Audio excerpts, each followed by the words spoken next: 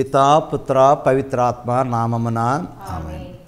క్రీస్తునాథుని యందు మిక్కిలి ప్రియమైనటువంటి సహోదరి సహోదరులారా, దివ్యవాణి టీవీ ప్రేక్షకులారా, మీ అందరినీ లెక్సియో దివిన పరిశుద్ధ గ్రంథ పరమార్థం కార్యక్రమానికి హృదయపూర్వకంగా ఆహ్వానిస్తూ ఉన్నాను.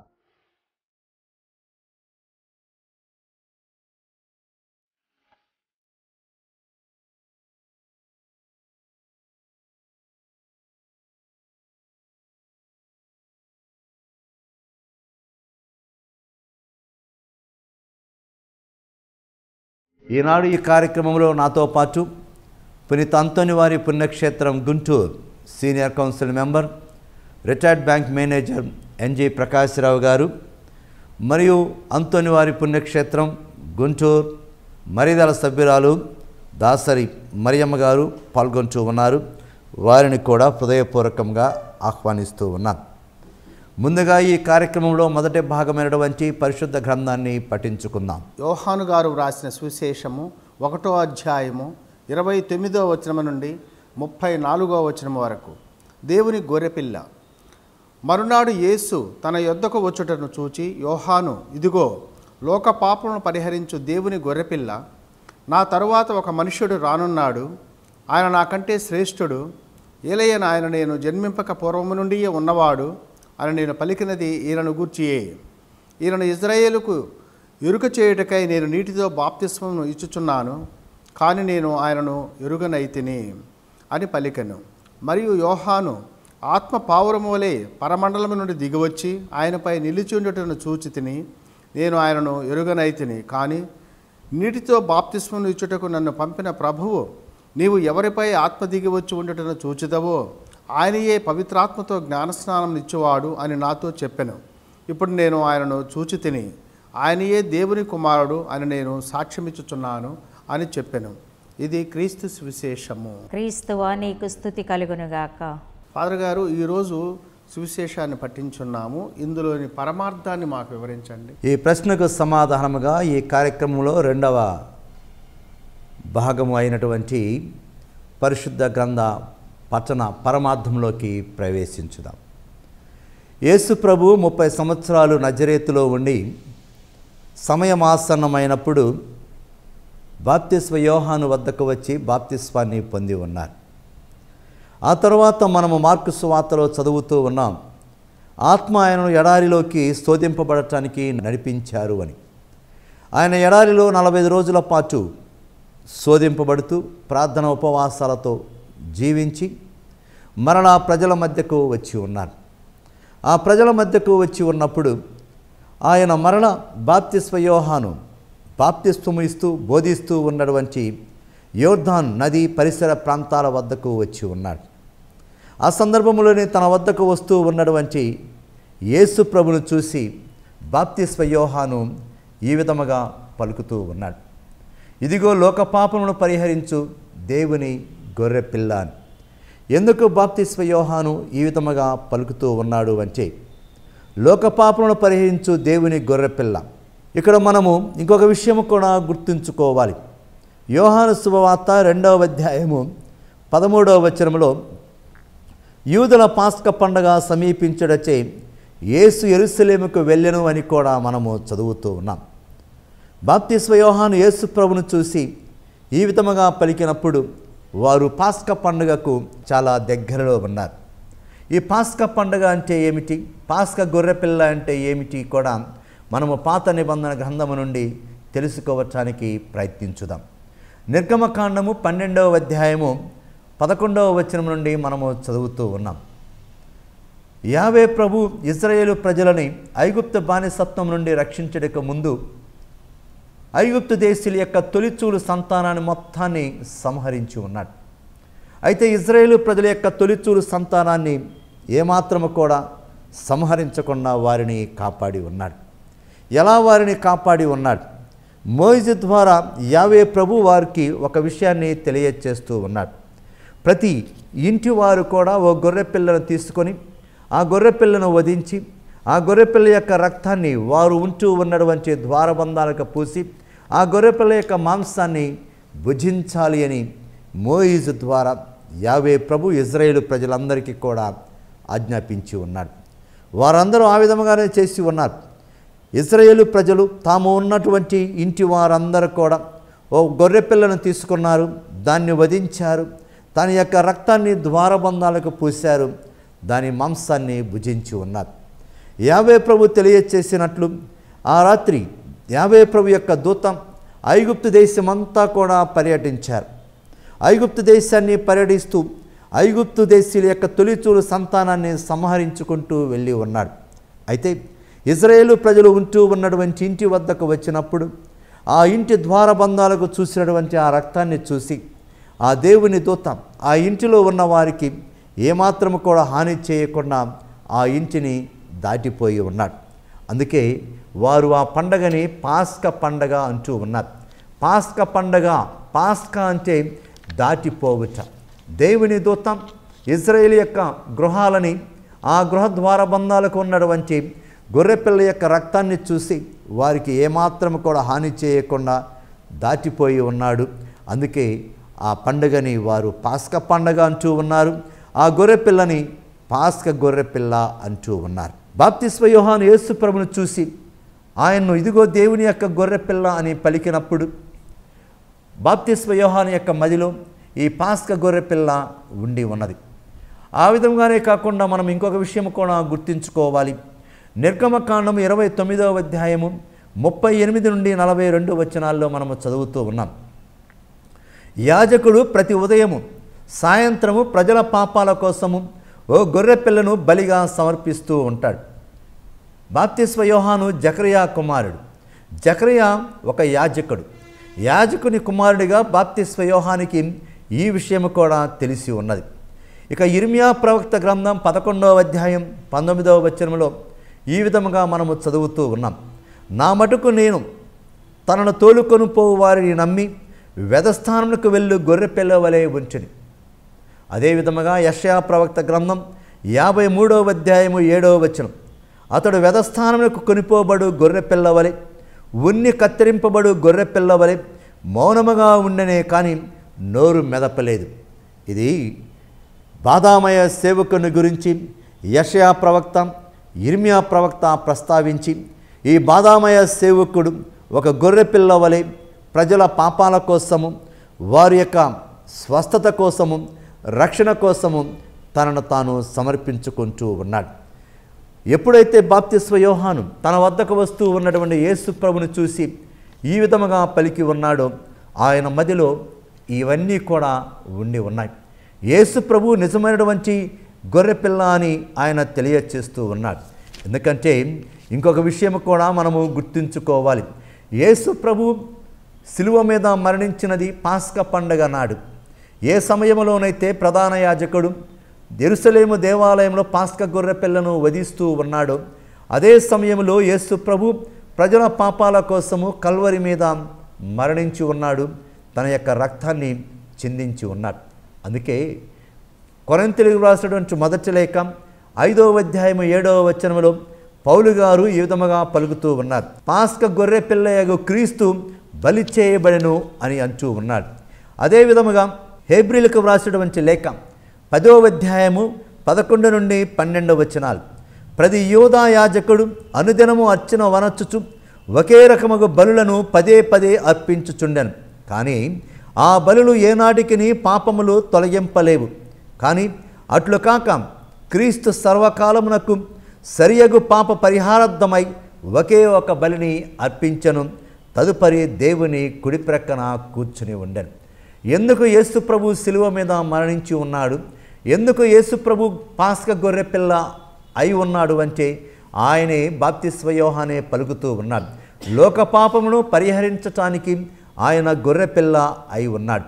మనందరము కూడా పాపాత్ములమై 1వ యోహాను 1వ అధ్యాయము 8వ వచనం, మన యందు ఏ పాపము లేదని చెప్పుకొనినచో మనమందరము కూడా అబద్ధీకులమే. పౌలు గారు రోమీయులకు రాసినటువంటి లేఖ 5వ అధ్యాయము 12వ వచనంలో ఈ విధముగా పలుకుతూ ఉన్నారు.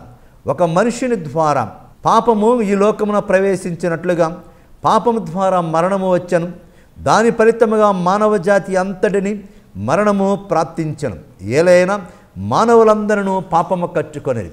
పాపము కట్టుకున్నటువంటి మానవులందరికీ రక్షణాన్ని కలుగచేయటానికి యేసు ప్రభు వచ్చి ఉన్నాడు. ఆయనే పాపాన్ని పరిహరించేటటువంటి దేవుని గొర్రెపిల్ల అయి ఉన్నాడు. దీనినే తన వద్దకు వస్తూ ఉన్నటువంటి యేసు ప్రభును చూపించి బాప్తిస్మ యోహాను తన శిష్యులకి తెలియచేస్తూ ఉన్నాడు. ఇంకా ఈ విధముగా పలుకుతూ ఉన్నాడు, నేను జన్మింపక పూర్వము నుండి ఆయన ఉన్నవాడు అని. మనము లూకా శుభవార్తలో చదివి ఉన్నట్లయితే గాబ్రియేలు దూత మరియ తల్లి వద్దకు వచ్చి శుభవార్తను చేయు సందర్భంలో ఎలిజబెతమ్మ యొక్క గర్భాన్ని కూడా ప్రస్తావిస్తూ ఉన్నాడు. అప్పటికే ఎలిజబెతమ్మ గర్భము ధరించి 6 మాసాలు అయి ఉన్నది. దీని ద్వారా మనము గ్రహించాలి, బాప్తిస్మ యోహాను యేసు ప్రభు కంటే 6 నెలల ముందు జన్మించి ఉన్నాడు. మరి ఎందుకు యేసు ప్రభు గురించి బాప్తిస్మ యోహాను నేను జన్మించటానికి ముందే ఆయన ఉన్నాడు అని పలుకుతూ ఉన్నాడు అంటే అది మానవ రీతిగా కాదు, దైవికముగా యేసు ప్రభు యొక్క మూలాన్ని గురించి తెలియచేస్తూ ఉన్నాడు. ఏమిటి యేసు ప్రభు యొక్క మూలము అంటే యోహాను శుభవార్త 1వ అధ్యాయము 1వ వచనంలో ఈ విధముగా మనము చదువుతూ ఉన్నాం. ఆదియందు వాక్కు ఉండెను, ఆ వాక్కు దేవుని వద్ద ఉండెను, దేవుడై ఉండెను. అంటే యేసు ప్రభు ఆది నుండి కూడా ఉండి ఉన్నాడు. అందువల్లనే యేసు ప్రభు బాప్తిస్మ యోహాను కంటే ముందు ఉన్నాడు. దానిని ఆయన ఇక్కడ తెలియచేస్తూ ఉన్నాడు. ఇంకా ఈ విధముగా పలుకుతూ ఉన్నాడు, నేను ఆయనను ఎరుగనైతిని అని బాప్తిస్మ యోహాను పలుకుతూ ఉన్నాడు. ఎలా ఆయనను బాప్తిస్మ యోహాను తెలియకుండా ఉన్నాడు?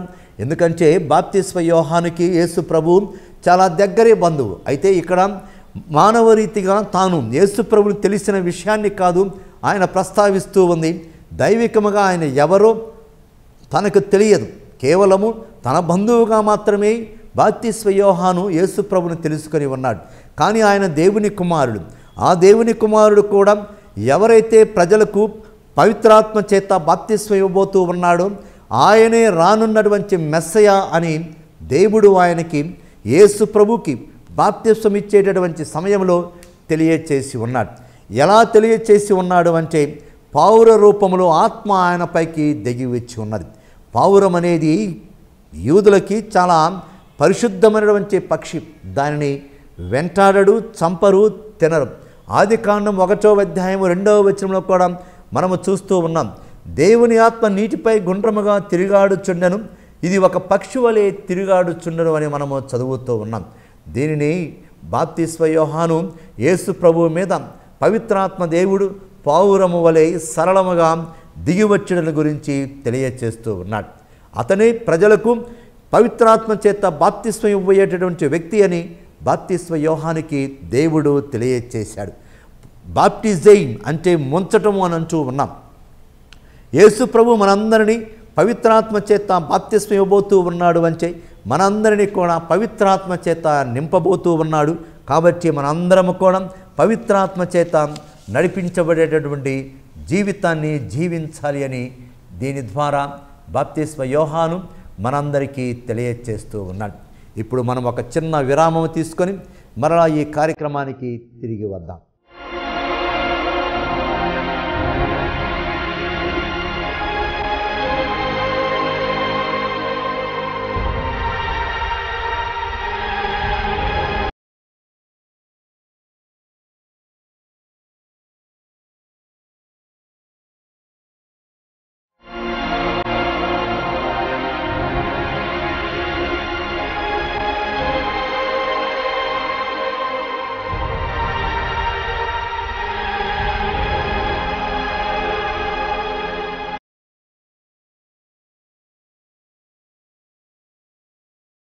తిరిగి మరలా మీ అందరినీ ఈ లెక్సియో దీవెన కార్యక్రమానికి ఆహ్వానిస్తూ ఉన్నాను.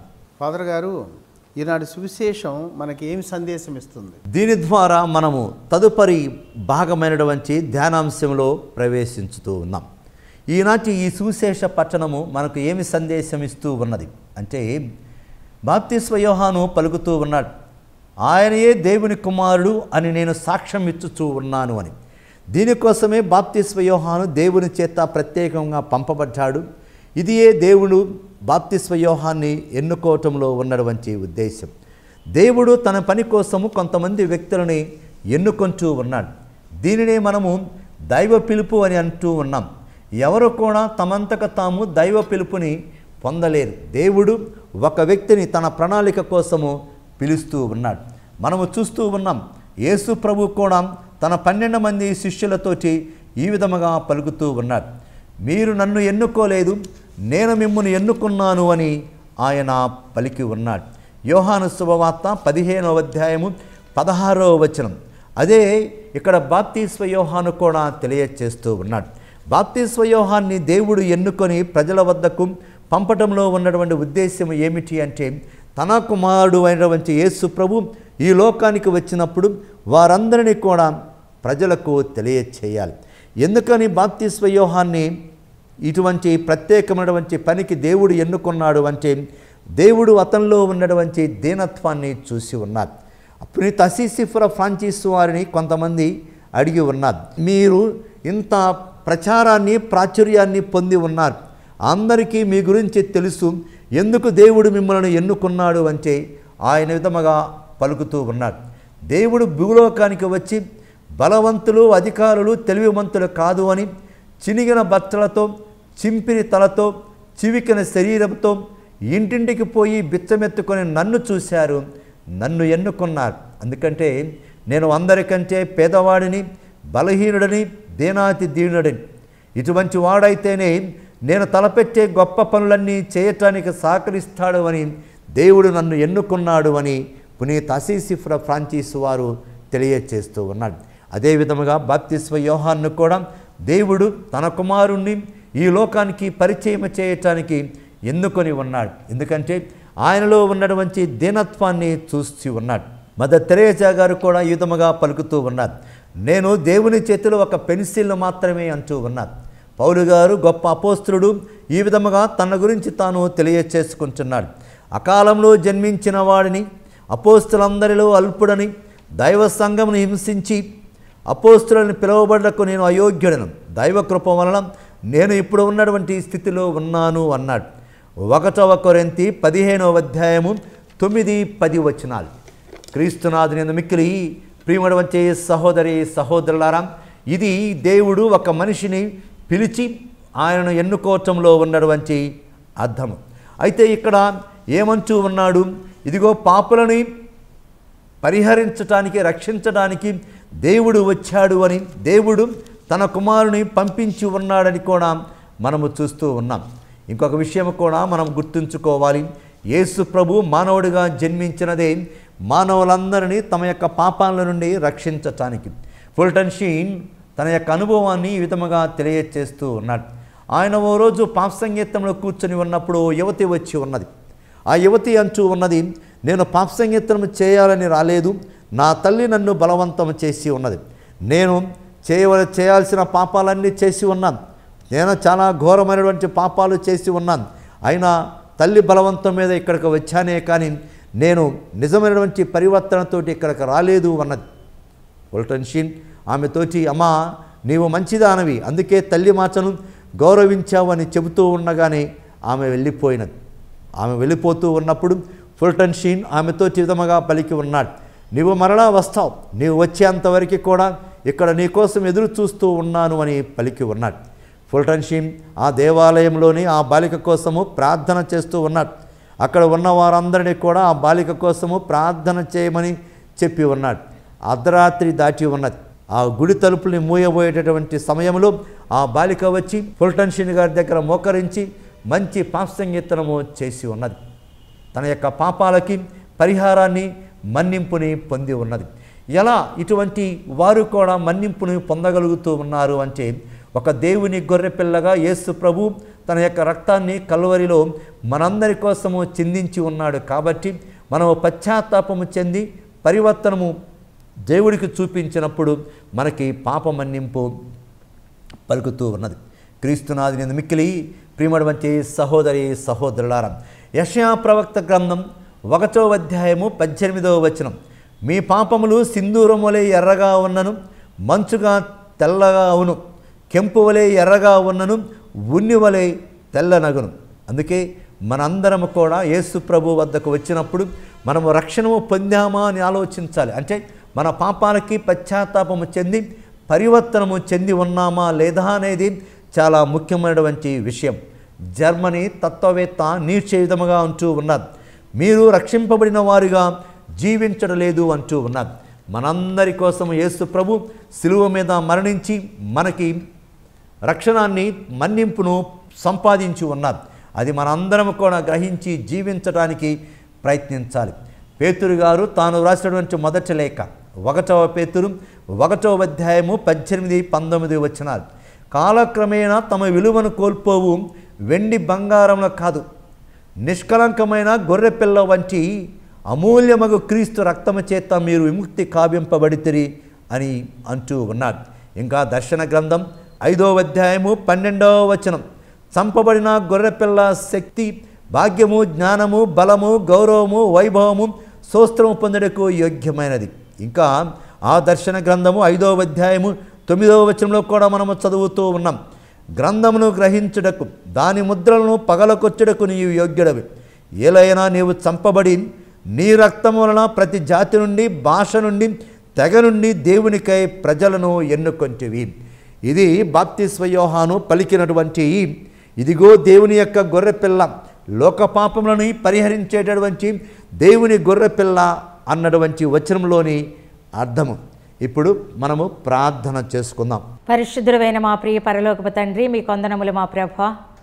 మేమందరము కూడా తల్లి గర్భంలో రూపింపకముందే మాకు ఒక ప్రణాళికను అనుగ్రహించి మీ చిత్త ప్రకారము మీ బంగారు భవిష్యత్తు అనుగ్రహించి ఉన్నావు ప్రభా. ఎందువలన ఇప్పుడు ఈరోజు చదువుకున్న వాక్యం ప్రకారము యోహాను గారిని కూడా నా ప్రభా ఆ విధముగానే మీరు నా తండ్రి లోకరక్షకుడికి జన్మింప చేసి ఆయనకు మార్గము సరళము చేసేటువంటి నా ప్రభ బిడ్డగా ఏర్పాటు చేసుకొని ఉన్నారు.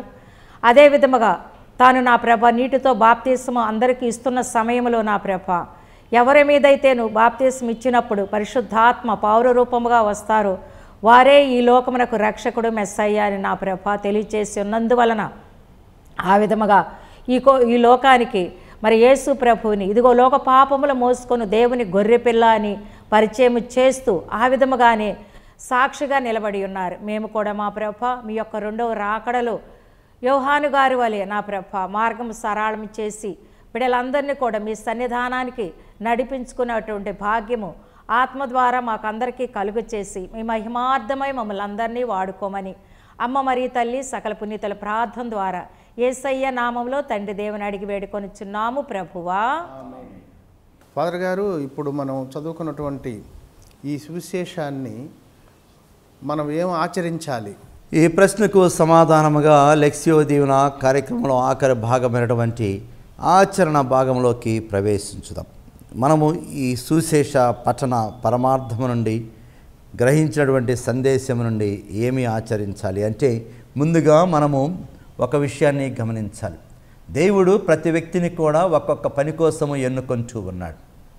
దేవుడు మనం పిలిచినటువంటి ఆ కార్యక్రమాన్ని మనస వాచ కర్మణ త్రికరణ శుద్ధిగా బాప్తిస్మ యోహాను వలె చేయాలి. బాప్తిస్మ యోహాను కార్యము కోసమైతే ఈ భూలోకానికి పంపబడ్డాడో దాన్ని మనఃపూర్తిగా నెరవేర్చి ఉన్నాడు. యేసు ప్రభునికి సాక్షిగా వచ్చినటువంటి ఆ మెస్సయాను మానవులందరికీ కూడా చూపించి ఉన్నాడు. అదేవిధముగా దేవుడు మనల్ని పిలిచినటువంటి ప్రణాళికను తెలుసుకొని మరి ముఖ్యంగా యేసు ప్రభుని ఇతరులకు తెలియచేయటానికి మనము త్రికరణ శుద్ధిగా శ్రమించాలి అని మనము గ్రహించుకోవాలి. ఇక యేసు ప్రభు తన సేవా కార్యాన్ని ప్రజలకు రక్షణాన్ని అందించడం ద్వారా నెరవేర్చి ఉన్నాడు. మనము కూడా ఇతరులకి రక్షణాన్ని కలగచేసేటటువంటి వ్యక్తులుగా ఉండాలి. ప్రభువు ఈ విధముగా పలుకుతున్నారు, మీరు భూమికి ఉప్పు వలె లోకానికి వెలుగు వలె ఉన్నారు. మీ సత్కార్యాలను చూసి అందరూ కూడా దేవుణ్ణి మెచ్చుకోవాలని పలికి ఉన్నారు. అంటే మన మంచి తనము ద్వారా మంచి కార్యాల ద్వారా ఇతరులకి మంచి చేస్తూ వారందరినీ దేవుని వైపుకు ఆకర్షించాలి అని ఈనాటి దేవుని వాక్కు మనందరినీ చేయమని కోరుతూ ఉంది. ఇక చివరిగా బాప్టిజైన్ అని చూసి ఉన్నాము కదా. బాప్టిజైన్ అనేది గ్రీకు పదం. దీనికి అర్థం ముంచటం అంటారు.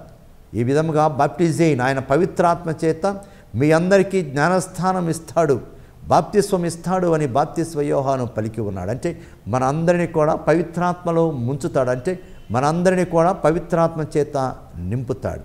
మరి పవిత్రాత్మ చేత నింపబడినప్పుడు మనం ఆ పవిత్రాత్మ చేత నడిపింపబడాలి. యేసు ప్రభు కూడా యోర్దాను నదిలో బాప్తిస్వాన్ని పొందిన తర్వాత ఆత్మచేత నడిపింపబడి ఎడారికి వెళ్ళాడు. అంటే ఆత్మ ఆయనను ఎడారికి నడిపించినది అని మనం పలుకుతూ అని దేవుని వాక్కు మనకు తెలియచేస్తూ ఉంది. అదేవిధముగా ఆత్మచేత జ్ఞానస్థాన సమయంలో, మన బాప్తిస్వ సమయంలో ఆత్మచేత నింపబడిన మనమందరము కూడా ఆ ఆత్మచేత నడిపింపబడి యేసు ప్రభువు వలె దేవునికి ప్రీతికరమైనటువంటి ఇష్టమైనటువంటి జీవితాన్ని జీవించాలి. మరలా వచ్చే వారం లెక్సియో దీవెన కార్యక్రమం ద్వారా తిరిగి కలుసుకుందాం. అంతవరకు మీ అందరికీ దేవుని ఆశీస్సులని అందచేస్తూ ఉన్నాం.